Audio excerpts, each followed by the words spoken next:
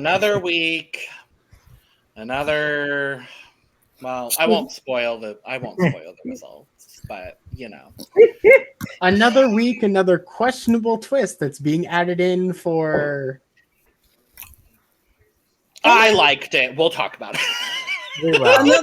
Another week. I'm not totally mad at it. Another week, another survivor. That's what we wanted to say. Another week, another episode of On Fire with Jeff Probst, available wherever you stream podcasts. We're not sponsored, but I wish we were. Welcome to The Cup, the Currently Unnamed Podcast, where we put the tea in reality, and you can always come to us first to quench your thirst. I'm Logan Murphy. I say something gay. Gay. Thank you very much, everyone. Today, for this recording, I'm just drinking water. Full transparency, this is the third podcast I've recorded in a row, and I need a break from caffeine, so we're just drinking some water currently, because hydration is important. It is. And I am Lana, your resident diva, here to give the tea, spill the tea, and drink the tea, because you know I like me some tea So if you have some tea, you know what to do, hit me up. And I'm drinking water. I have water, but I also have, in my beautiful cup mug, is some very berry punch, because I love me a good very berry punch. You can get all of your cup merch at lanagcreations.etsy.com, period. Because only the cool kids have one. So join the cool kids. There we go. I'm done. There we go. Much better. Love y'all. Hello, everyone. It's Robyn. I'm back again. I've been gone for 2 weeks, so I have a lot to talk about. This episode, it did have a lot of twists. Some I liked, some I didn't like. But ultimately, I will say I didn't mind who the boot was. So at least. Yeah, I'm done. And I am Jack, a game designer, coffee addict, college student, and Twitch streamer. I have things to say. But simply put, I'm drinking water. It's not much. I can't drink coffee this late. My body has now gotten to that point where it's like, hi, if you drink coffee, I'm just gonna implode. I mean, I'm at that point too, but I don't have the leniency to be doing that this evening because I have a lot to do. But regardless, Survivor 44, episode 4. Like you said, Robyn, it's been 2 weeks since you were here. Lana, we missed you last week. Oh, yeah, I missed you. What did we think of the last episode, Robyn? For you, the last 2 episodes. Quick little thoughts, if you have any. I'm very sad. Of course, I was rooting for Helen. She's one of my Asian queens. I wouldn't have loved her to go so soon. There's like a curse of Asian women going out pre-merge a lot. Oh, we talked about it. So I would love to have seen her go further in the game. But sometimes people have to do what's best for their game. Unfortunately, that was taken on Helen. And then Claire, of course, I love Claire. She was bringing a lot of personality. But yeah, you can't sit out of too many challenges, my love. But I think ultimately if people really vibed with her, they would have kept her. But I don't know if it was a challenge thing or, that was kind of their excuse. So I get it.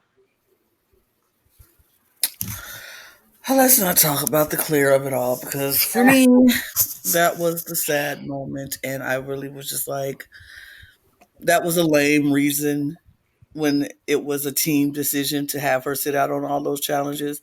I'm sure she wasn't just like, I volunteer as tribute every week. It was they were making a decision and they all decided that she should sit out. Could she have fought to participate more? Sure.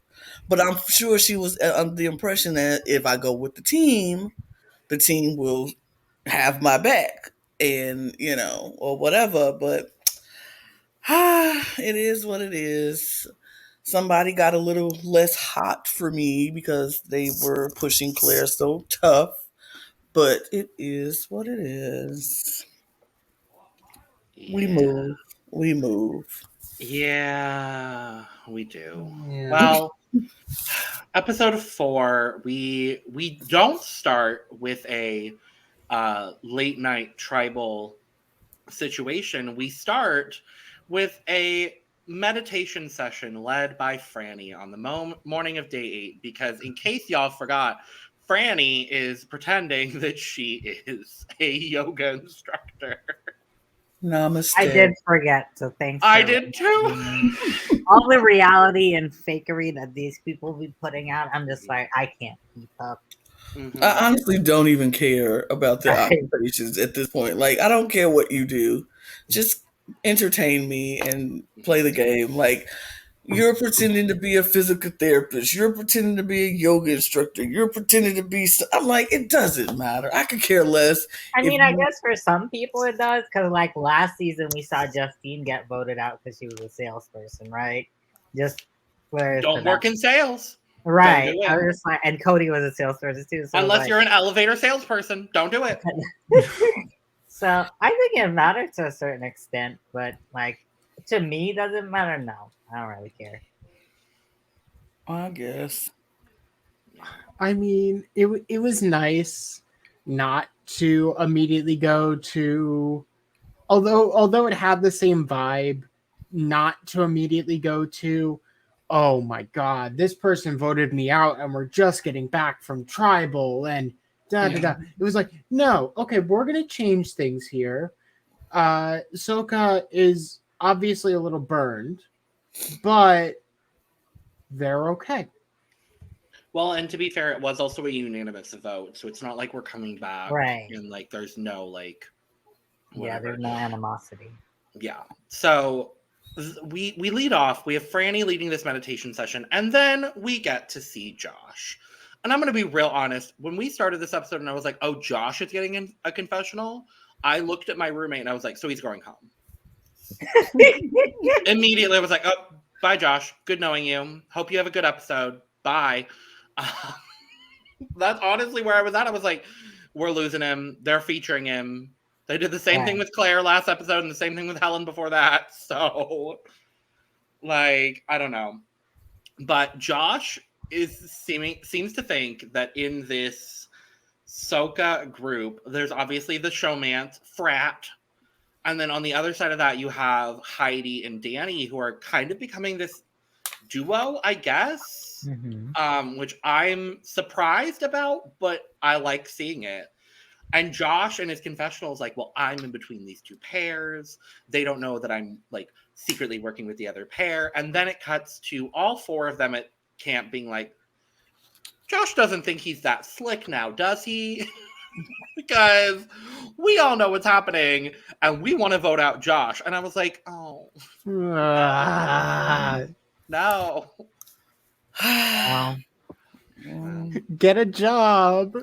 Well, Julie, Like, it was that moment for me, and so we hear the Soka 4 saying, "Oh yeah, Josh is going if we lose again." Like that's where it's happening. Whatever. So, meanwhile, let's jump over to Tika, because now Miss Carolyn thought she was slick. And she decides she's gonna be a little mischievous because that's just what she does. We've got an X going on in the cage. And I saw this and I was like, no one's gonna fall for that, right? Like no one's gonna no one's gonna Sarah found Sarah found the X. No, I looked at those 2 sticks and I said, that is the most bogus thing if I've ever seen one. Like, no way is anybody going to take that seriously. Is this on the level of Eliza yelling about how the idol was a stick? Like, are we on? Is that like? Is it that level of? Didn't it come back and it was an actual idol eventually? It came back in Ghost Island, yeah. So I think that's the thing why Survivor, and I was listening to the Jeff's podcast, and he says that's why they do these like minimalistic idols and stuff now, because they want to trick people into thinking, you know, is this real? Is it not real? So like, I get why somebody might think it's real. So it did somehow once again. Carolyn is looking into, well, maybe not even looking into at this point, just somehow playing an amazingly deceptive game, even though, at least from an outside viewer's perspective, you're like, this is gonna blow up in her face, right? And the answer is no. No. How does she keep getting away with it? It's beyond like crazy to me how, like, we all sat here, like we said, we watched that, and when we saw the X, the first thing we all thought was, this ain't real. This just like this is so fake and ridiculous. Like, Survivor would never put an X in the cage. Like, that would never happen. No. And then for Sarah to them be like, oh, and they all like, this is something. And then when Sarah sees it, she's like, she's so smooth with grabbing it, like with her underwear as she puts it, like, I just grabbed it. And like, why would you think they would put a idol just right willy-nilly under the bench where everybody be congregating it all the time? Like, it's just okay, hold on there, because and I know they've done some Mm-hmm. very obvious idols before, but like, when would they have the time to just, when everybody is there? Like, that's the bench everybody sits on all day long. So except when they're at tribal, I guess, or at a challenge, Yeah, I mean, okay, that's the hard part.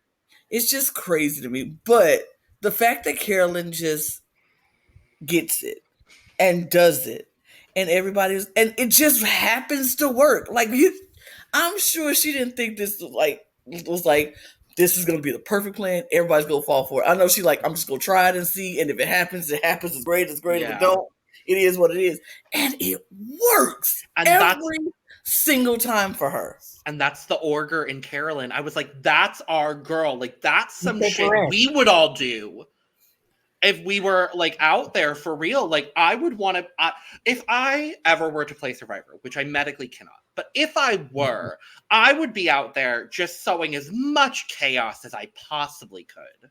Like, that is I would maybe not play as chaotically as Carolyn, but I would want to like be creating the chaos and the madness and the confusion and like all of that. And I would be so excited to do that. And I was like, that's our girl. Cause she knows that those kinds of things are like what we want to see.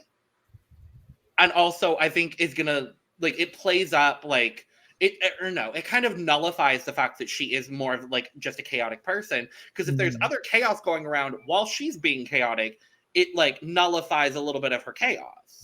And she's smart, because Carolyn knows doing things like this is what's going to get on TV. Carolyn knows that what is going to make good TV and get us as the audience talking about Carolyn. And Carolyn is just doing amazing at that. And like, even after now, when she's watching this season and seeing how much of an edit she's getting, she's capitalizing on everything. Her TikToks and her Twitter presence is simply amazing. Like, I can't get enough of watching Carolyn's TikTok. Like, she just knows what's entertaining, and I'm enjoying this ride with her. I didn't know if I was, but like, from the moment she got on that screen and started making them faces, I was like, I'm sold on this woman. Take me on whatever journey you go take me on, and I'm just going to enjoy the ride. And I have. There's no moment where Carolyn is on the screen while I'm just like, not entertained. She's so good. And the fact that this worked just made it even better. Now, I wish, well, we'll talk about that later. I won't go into that.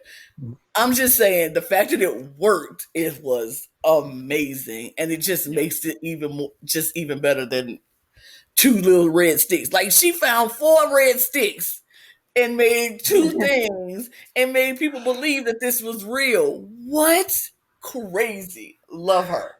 Absolutely love her.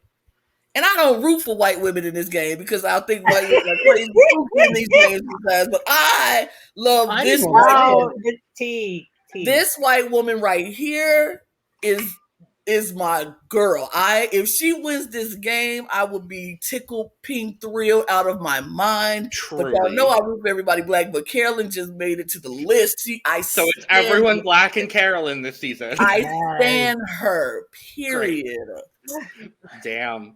I was thinking, I was like, should I try to get Carolyn on the pod? I don't. Yes. I think she would. And I would love that. So, Hi, Carolyn. You know, follow me on Twitter. So, maybe? Please? Please? We love you. Basically, I see so much of myself in Carolyn because I know when I play games, the best way to describe me is a comedy of errors that somehow goes in the right direction. And it's fun. And that's what I can't say you're lying. It is someone who's just willing to say, you know what? Let me just flick a piece of dynamite into that giant fire and just see what happens. Yeah.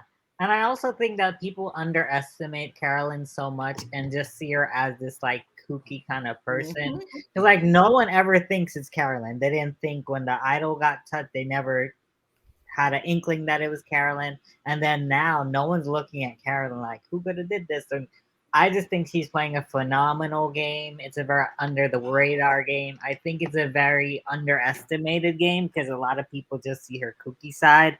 And I think that's one thing about this episode that we kind of see is her taking back her power, which I love. Yeah, I agree. Absolutely agree. Yeah, we saw last season that really anybody could win Survivor. Yeah. We were all there for it. We all experienced it together. And I think anything is possible. Such a lovely conclusion. Let's talk about the reward challenge, shall we? So we got a reward challenge. That's what I was very shocked about. I'm right. Like, at first I was like, in the this season. Community? For the first time in the season, it is not obstacle, something else. It's just simply one task. It's obstacle slingshot. No, it's more like roll on a net to get to the slingshot. Mm-hmm. And then so this challenge. This challenge. Oh, Carolyn. I love this woman. Bless her heart. Bless her heart. But she was just, Carolyn is me. Like, we know I'm going to be very great socially. Yes. And very weak and lackluster challenge-wise. So I would have been very much Carolyn, like,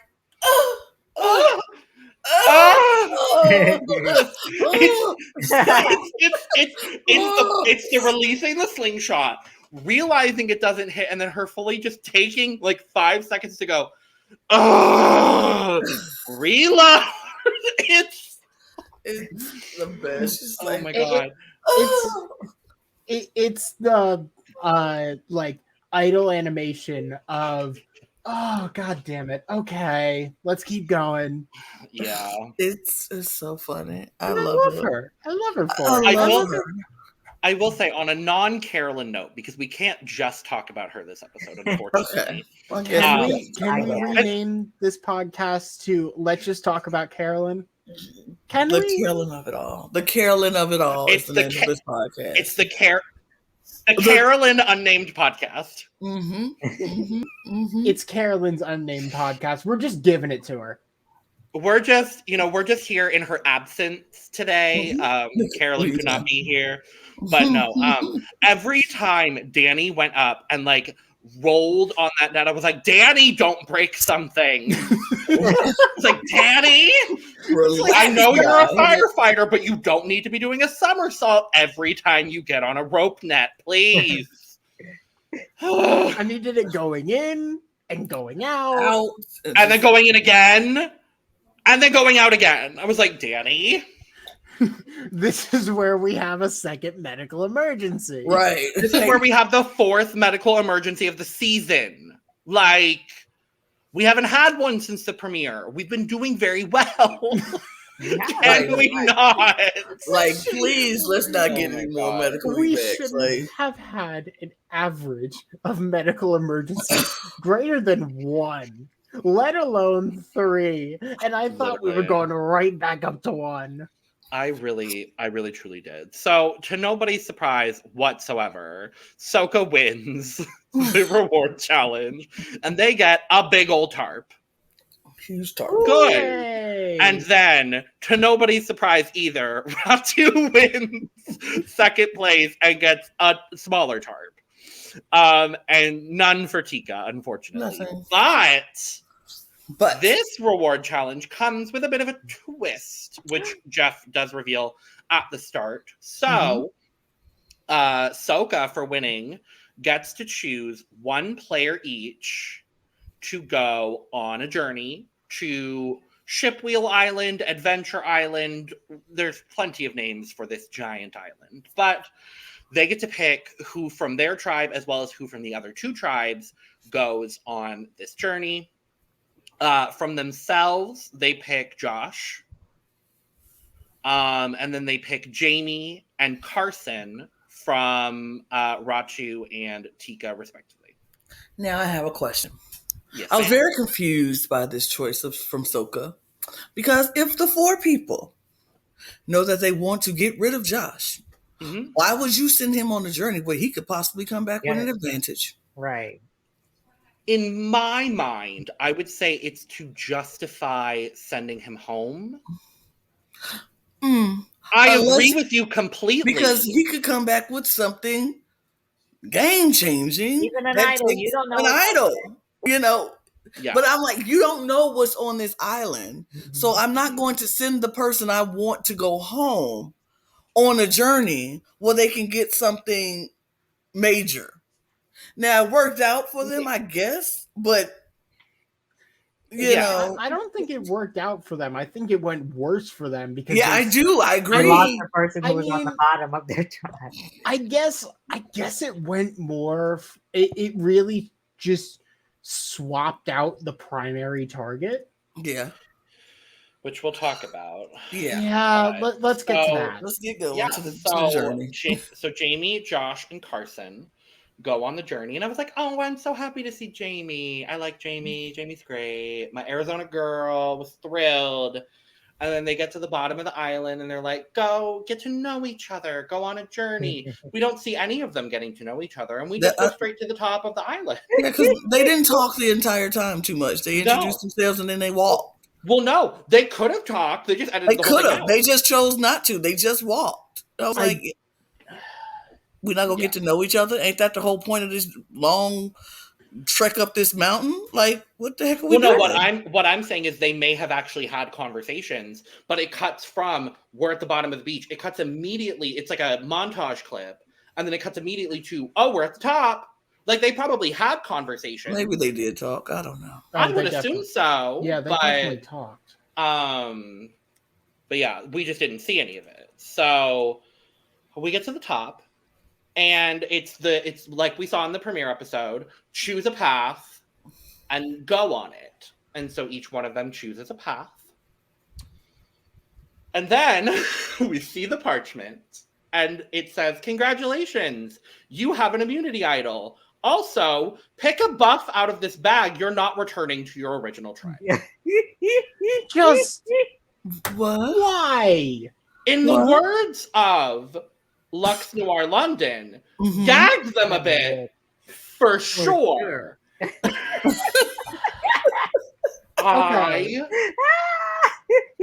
By the way, I do love Lux. By the way, I Yay! Okay, adore good. her. Yeah, man! I adore her. For Okay. context, Lana finally saw an episode of season 15 of Drag Race, which you can watch our reviews of on our channel. Not with Lana, but maybe No. eventually. Maybe. Maybe. I might watch next week. I'll join.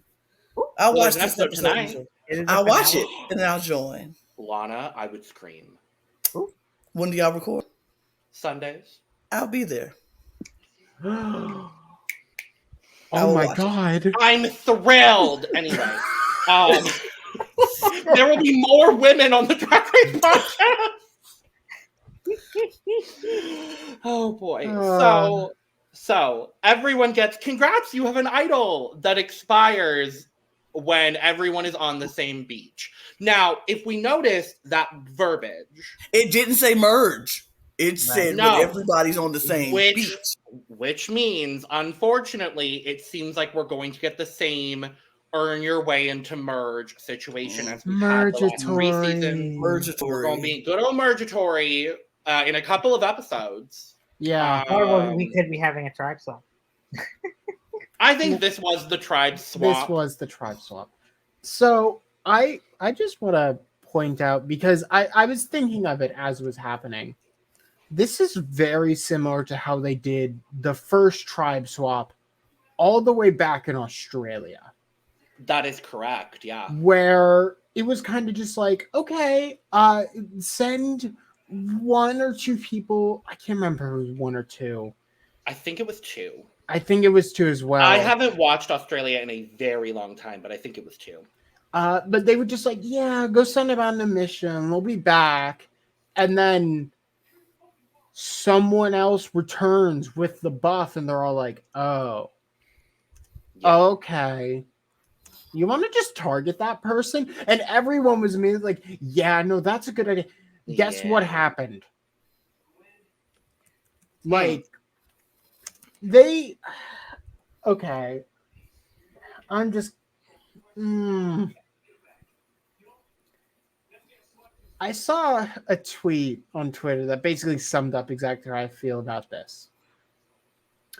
Because of how they did this swap, this was the most scripted episode that you could claim Survivor is like weirdly scripted this season.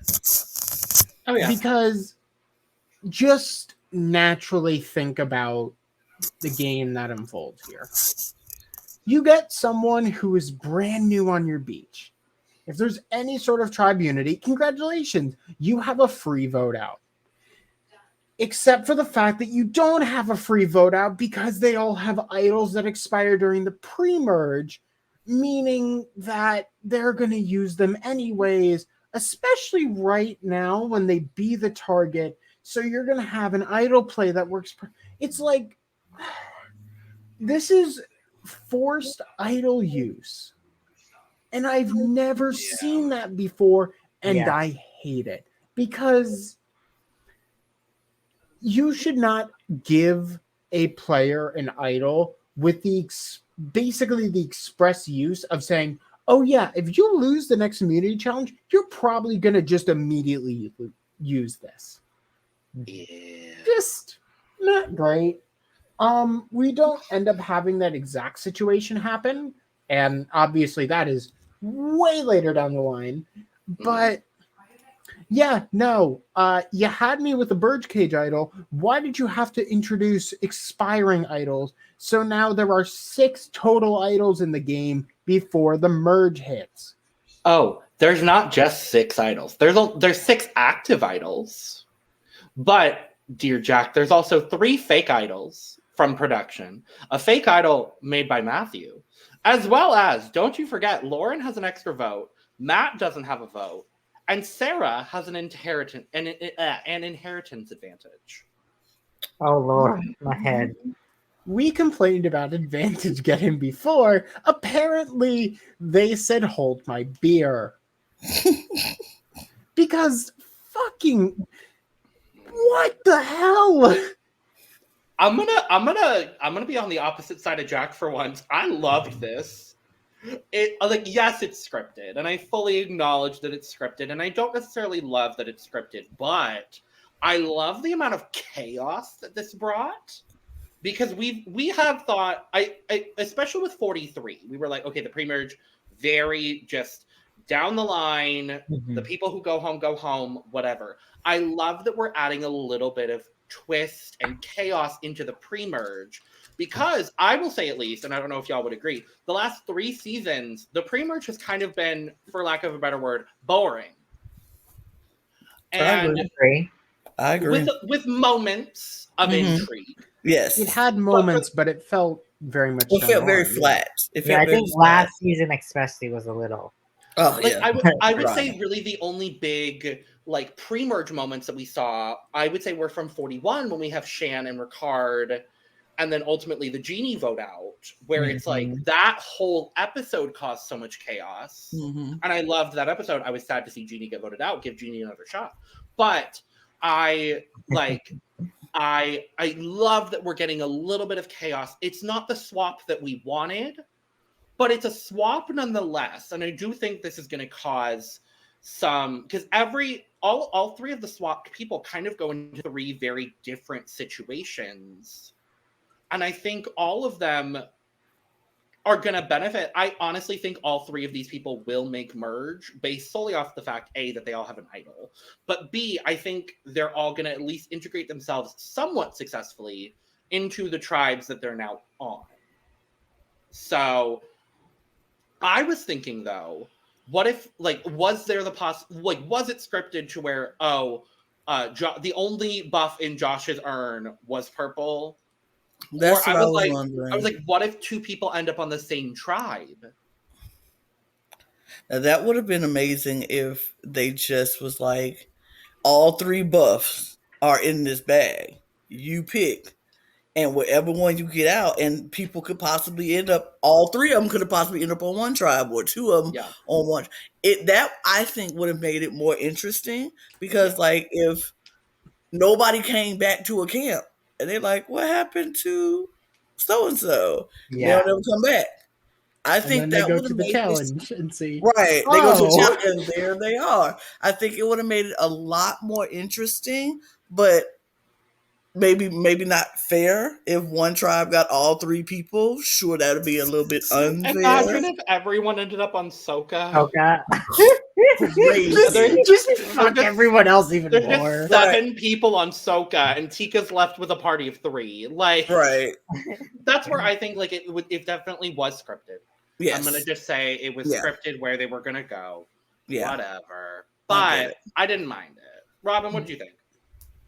Yeah, I mean, I don't mind the twist. I think it was fine. I think giving them idols was okay. You know, I do hate the amount of idols in the game. You know, I'd rather you just let people play the game how it's gonna be played, and like, you know, just fluidly move around it. But as we said, you know, the last few seasons, the pre-merge has been kind of lackluster. So I guess why they want to like spice it up. But yeah, it's just a lot. It's a lot to think about and take in, and like remember all the advantages that's out there, and how many idols are out there, and who has all these idols, and whose idol was real, whose idol was fake. It's just a lot of information to throw at the audience at one time. But I think, like we said, in order to spice up the pre-jury, it makes the pre-jury a little bit more memorable, because we can't remember the last 3 seasons of the pre-jury. It's like, I don't know what happened, but there's no way we're going to forget this tribe swap, everybody having idols, people come, you know, you're not going to forget this part, and these idols are good up until they are on the same beach. So, which I feel like one person is not going to be able to use their idol, because I think this merger Tory might happen in the next couple episodes. So somebody might not even use their idol. And now does this idol goes back into play, and or they just pull it and just they have an idol that they can use as what people presume to be a real idol, but it's not a real idol because and they know it's not. Yeah. Oh God damn it! You're absolutely right, and I fucking hate that. Wait, no, I didn't even think about that, to be honest. Wait, that is. Because do you know that person? Let's just say one of the three has this idol, and they don't get to play it. And they can go and be like, okay, I have this idol, and I'm going to play it for you. And they play it for somebody else that they ready to vote out, and they be like, this person played an idol for me, and I'm safe. And they be like, this idol is not real. And they be like, oh, yeah, I knew that. And that person's just like... gooped. But this idol was real. No, it was real, but it's not anymore. Right. I think though the way they situated these three idols, I think they'll be sussed out like at a merge situation with people being like, hey, Josh had this idol, you know. Sure. Yeah, true. Where did he get it from? And well, they don't necessarily know. He could have had it from the Soka Bee. That's true. You're right. Yeah. The amount of fake idols, I'm gonna be honest, I'm enjoying it. Yeah, I just want to see one be used correct. I just want to see a fake idol be used because we have yet to see a fake idol be used yet. No. So I would love for it to be used. They'd be like, and my perfect scenario right now would be if Jamie uses it and she pulls out the fake one first and be like, here's my idol, blah, blah, blah. And Jeff was like, yep, it's not real. She'd be like, oh, well, how about this one? Is this Don't one worry. real? I would love that. I would love that. So I'm like, go queen. Yes, period. Yeah. But that's my dream scenario. If that Jamie has to use it, and she pulls out the fake one first and then like, how about this one?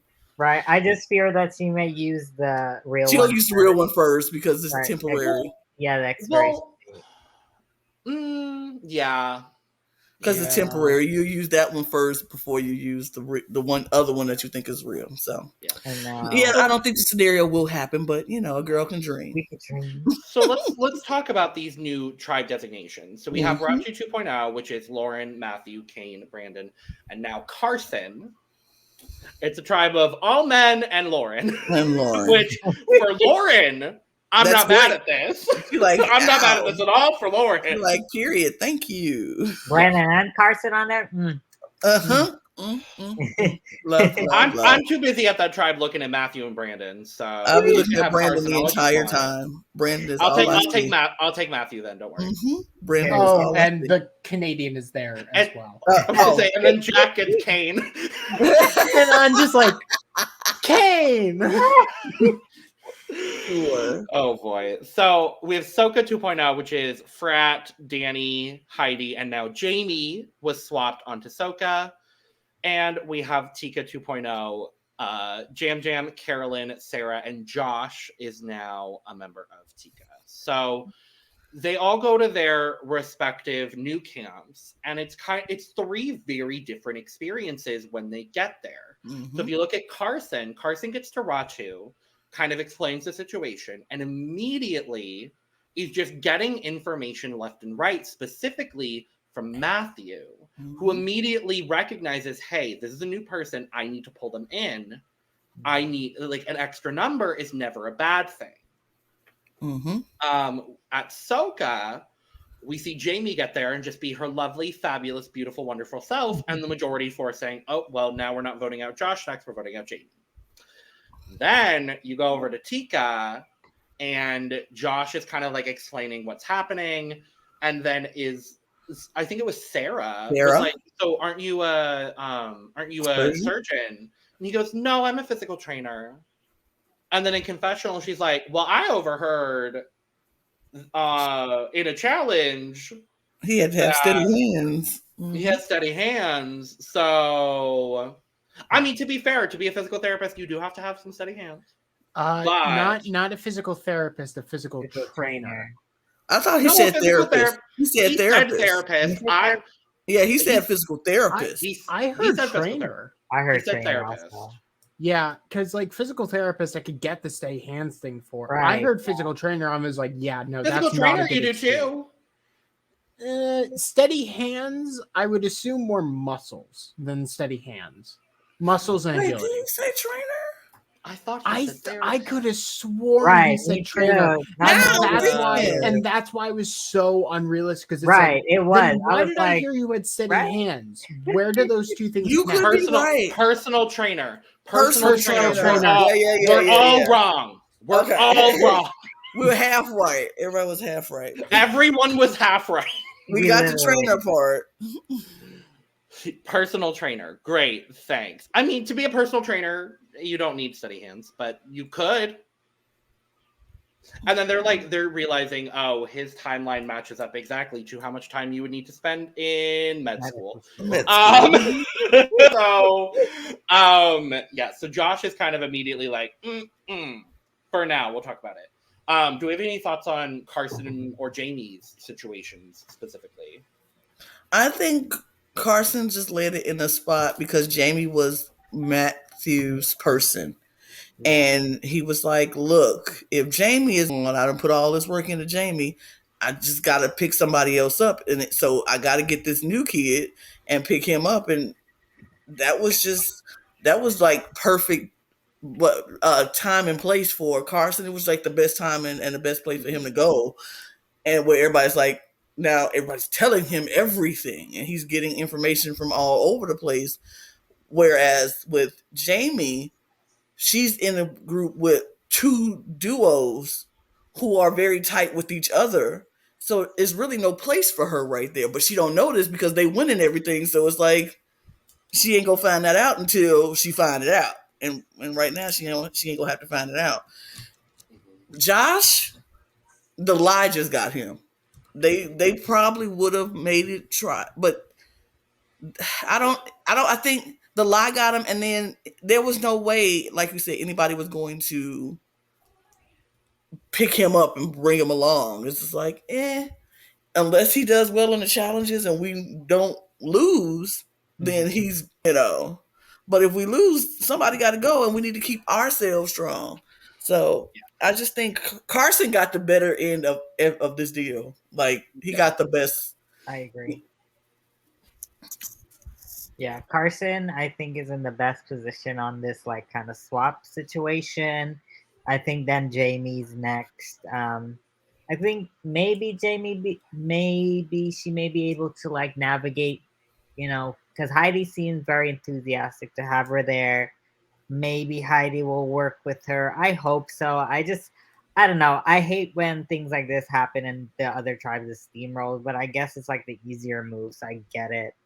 But I hope Jamie could wiggle her way in there. And then, Josh has just dug himself further in now. I mean, him and Carolyn seem to have like a good relationship after this, but who knows if they ever were to go to tribal again, what would happen? And I think he might be the one getting the boot. Let's not discuss that scenario because I would like to not discuss that scenario, Katie. I know the tribe that I came into this season like rooting for. All of us were like, no one from Tika goes home, right. And now everyone from Tika is gone home. Right. Any other thoughts on this, the swap situation, or shall we go to the challenge? Let's go to the challenge. Yeah. Sure. It is a good old swim, obstacle, jump, key, balance beam puzzle. But this is not too bad. I don't mind. No, and I will say this was a new puzzle for Survivor, I believe, and I liked seeing a new puzzle. They each had 3 different puzzles, if I'm not mistaken, or am I wrong? Or they all had the same? I think they all had the same puzzle, just colored differently. It was the same. It was a manta ray puzzle. It was the same one, I think. I think they aged out the turtle puzzle that they used to do all the time in tribal immunities, and then now they phased in this manta ray, which was cute and lovely and whatever. It was cute. We had some struggle bus competitors in this challenge, y'all. Yeah. Just a few. Not the ones you would expect. And what I'm saying, not the ones we thought was going to be the struggle bus. It was the new struggle buses happening this time. It was not Carolyn. No. Surprisingly, Carolyn was good here. Carolyn grabbed her. She jumped off, grabbed her key, and ran across that balance. I'm going to be honest. I stood up and cheered when she jumped off and grabbed the key. I was like, yeah. No, but we see at one point Jam is struggling with the balance beam. Sure. I would also struggle with the balance beam, so I get it. You see Kane really struggling. And I would say maybe the biggest struggle of them all, Lauren, doesn't even get her key. Yeah. Yeah. She jumps. She does not get her key. Makes Brandon go back, and Brandon then has to do the course twice. Yeah.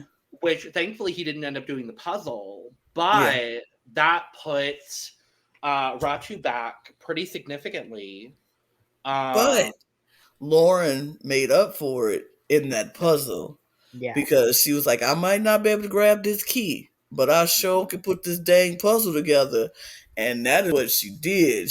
Her and Carson, they ripped through that puzzle. It was not even close for anybody. Not before. Are we surprised? Soka wins again. No. Who was it on the puzzle? It was Matt. And Franny? Was it Matt and Franny? I don't think so. No, that doesn't sound right. No, because Jamie sat out, I think, right?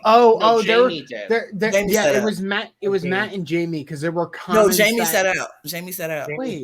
No, I think it was Matt and Franny. Yeah, because it was Matthew and Jamie that sat out the challenge for their tribes respectively. It was like, oh, Plant Lady and Plant Daddy back together on the sit-out bench.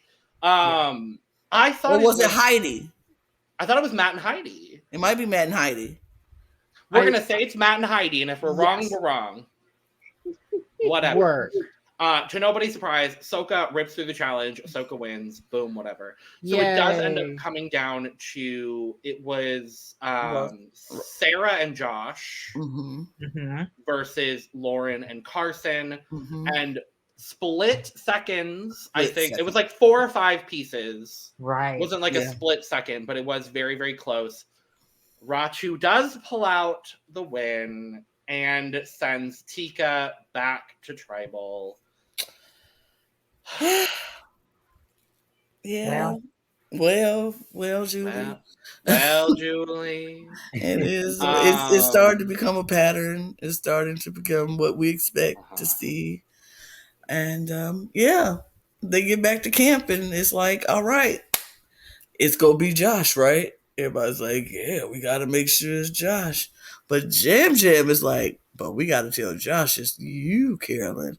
And Carolyn's like, this is some bull job. I'm sick of this. I'm sick. That's some bullshit. She's like, I'm sick of y'all always putting it on me. Why can't it be Sarah? Why is it always me? Why can't it be you, Jam?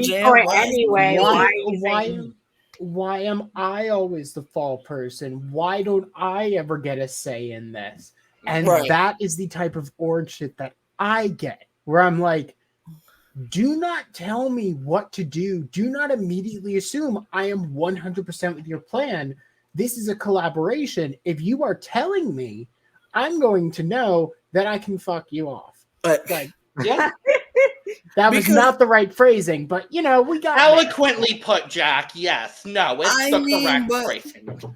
I mean, but how are you just go keep telling her that she is gonna be the person that's always the name? Like, if we collectively working together, why can't it be somebody else's name? And we know we ain't gonna screw each other over. It could be somebody else's name that you tell him, because we know we working it. Like, that's annoying to anybody. If any one of us was in the game and they kept telling it's gonna be you, but it's not really you, we just doing this.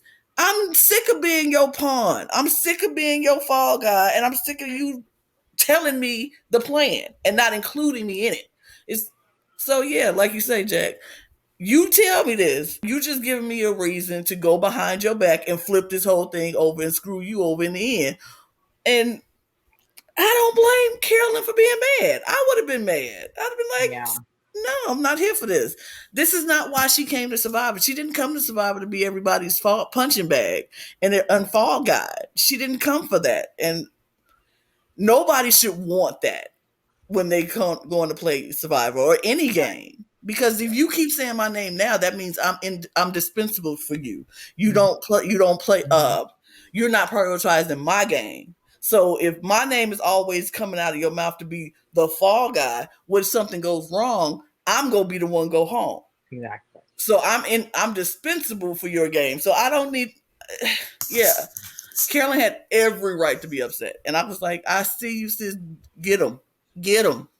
Yeah, I agree. Carolyn have every right to be mad. Like, let's use a new decoy name. And you know what? I think Jam Jam at this point should have stepped up and been like, we could do me, because let's be real, in the challenge, if it wasn't for Jam Jam, they could have won that. They could have won that. Yeah. You know, so it was his fault. And not to see him get anybody like even saying his name, kind of shocking to me. Just judging about how people see him in the game. I think Josh would have, you know, tried to target him, but he didn't for whatever reason. But yeah, like making Carolyn feel disposable, like you said, Lana, I hate feeling that way. So I totally understand her frustration. I totally understand her being like, you know what? I'm taking back my power. I'm going to go with Josh, and we're going to do what we got to do, because I'm here to play my game and not anyone else's game. Because, you know, and it's a good thing that she did do that, because, like, he did have an idol, and if he played it, then who would have went home? Carolyn. So. Exactly. It was just, I think for me, this was one of, I enjoyed watching this breakdown happen. And sure, I hate it because I really like everybody. Well, almost everybody on Tika. And so it was kind of like, eventually I knew somebody was going to have to, they were going to have to, you know, eat each other. But it's like, the way it went down, I enjoyed watching Carolyn be like you said, Robyn, I'm taking my power back. I'm not going to allow you to just tell me what to do and just think I'm supposed to go along with it. And when she got that trust with Josh and they had that conversation about Josh showing her his idol, like, hey, I got this. I think that just cemented in her mind, like, look, this man is willing to play this game for real with me. I thought Jam Jam was going to play with me, but he constantly put my name out there. So maybe it's time. And Josh didn't tell her what to do. Josh said, nope. What are we going to do? Right. You know? This is where I said a couple episodes ago, Josh, I think, is really going to step into his own at some point. And even though he's still delusional about thinking he had a good spot at Soka, he's really taking this experience and this where he's at, this positioning in the game, and is really capitalizing on it.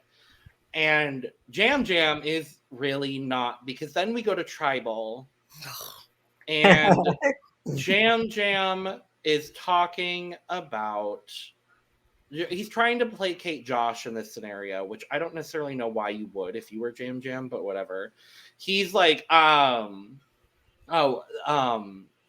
something about like a kid, like he's not playing with someone, and refers to that person as she. Her? Now, I don't want to play with her anymore. Like, what? And Carolyn immediately goes, like, why would you even say that? Why would you say her? I'm like, I would have just said them. Just say them. You don't know. This is why knowing they, them pronouns. Thank you. Yes, this is why finally knowing your they, them pronouns will come in handy, because if you would have just said, and I don't want to play with them anymore, it could have been anybody. It could be anybody. Do we think this was a faster head spin than Michaela when she got voted out of... and she looked at Jay. Millennial versus Gen X. Which one do we think was faster? Because I'm going to say Carolyn. Carolyn was just I can't tell. I don't know. I think Carolyn was more... Like, Michaela was very much like, what? Carolyn was like, okay. And then... Then at the end, before they're about to vote, Jam Jam is like, well, to whoever we're voting out, bye, Felicia. And without missing a beat, Carolyn goes, well, I'm Felicia.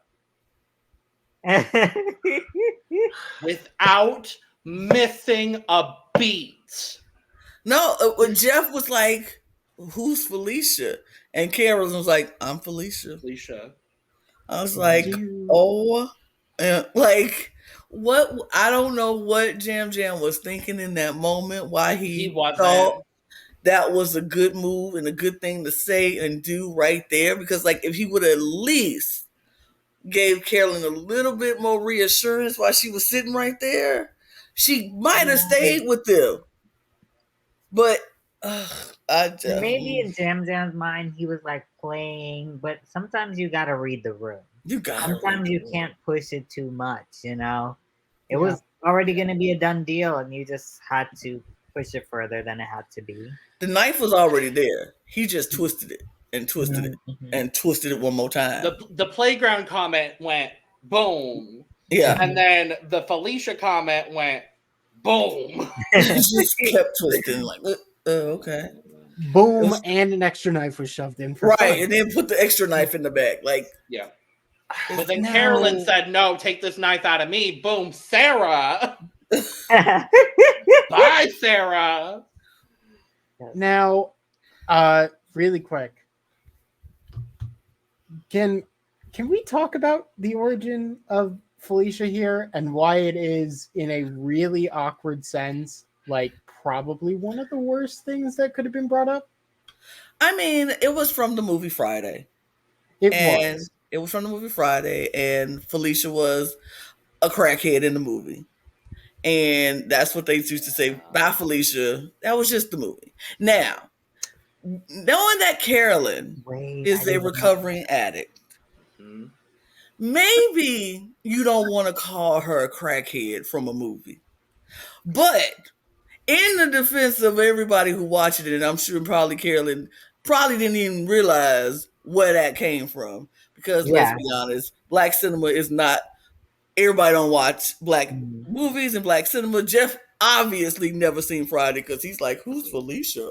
And so, you know, I get why.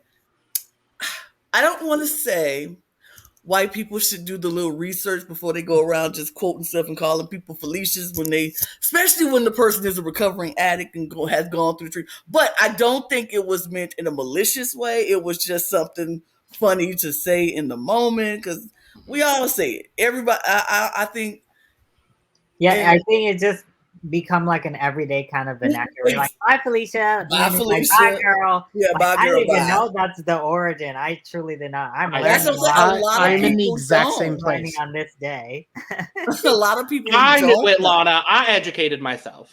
Period. So. I mean, but a lot of people didn't. If you have never seen Friday, I've never seen and there's a lot of people, you should. Which everybody should see Friday because Friday is freaking hilarious. If you've never seen Friday, it's one of Ice Cube's most funniest movies. But yeah, it was crazy, and like a lot of people, the younger generation don't know Friday.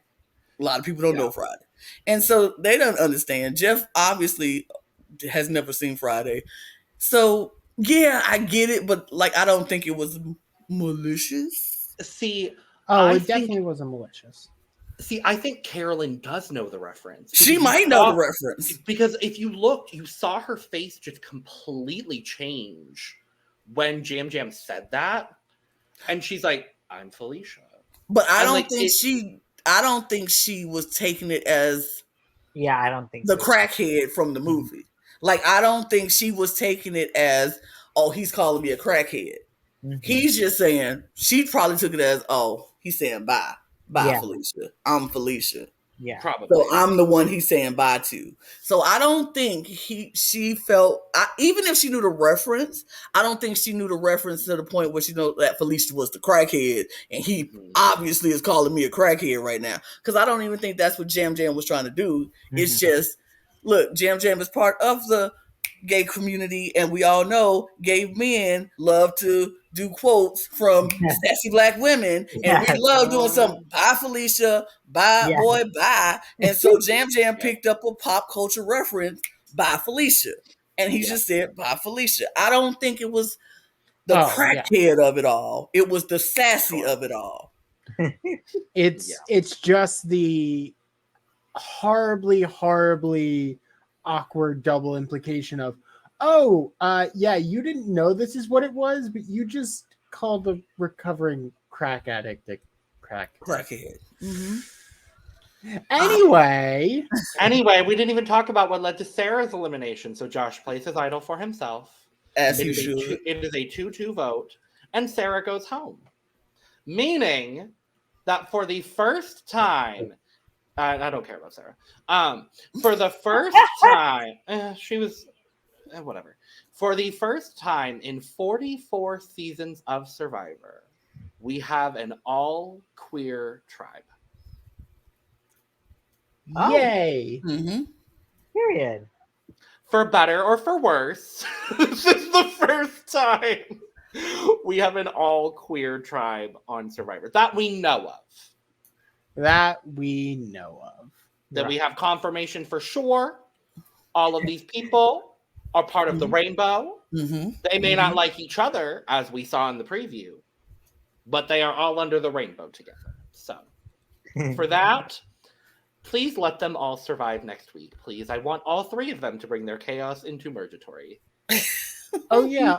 Also, Sarah just walks out with the inheritance advantage, which makes it now 4 for 4 on inherit/steal advantage thing being burned and not working. Which take the fucking hint.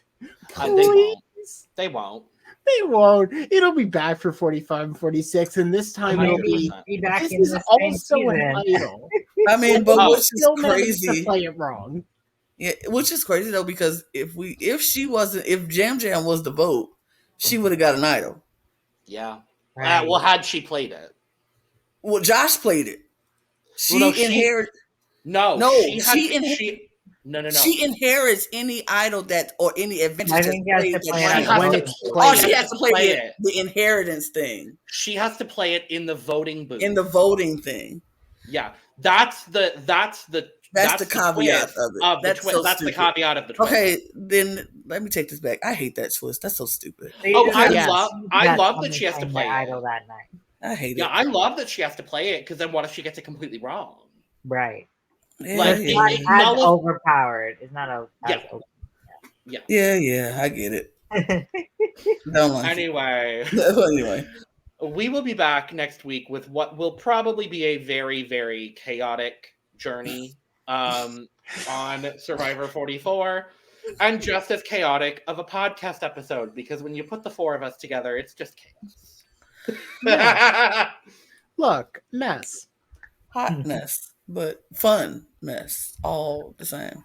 And to that I say, bye, Felicia. No, I'm kidding. Bye, Felicia.